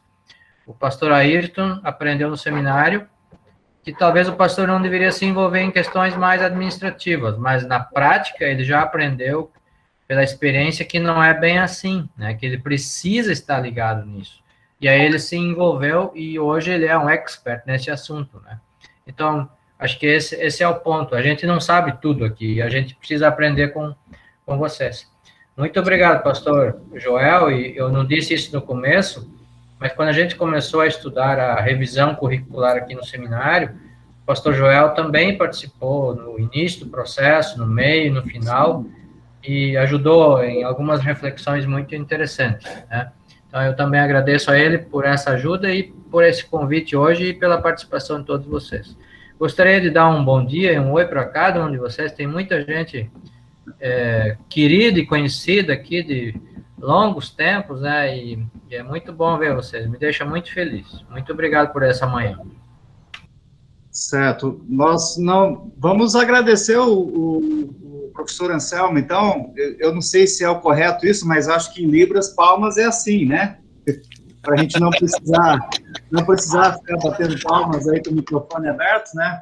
Professor, muito obrigado, que Deus abençoe o seu ministério pastoral aí como professor do nosso seminário, e que Deus abençoe todos os colegas pastores que estão aqui. Essa reunião, ela não é um fórum decisivo de nada, né? É apenas uma troca de experiência, de conhecimento e de ideias. E nós vamos fazer da seguinte forma, as próximas 3.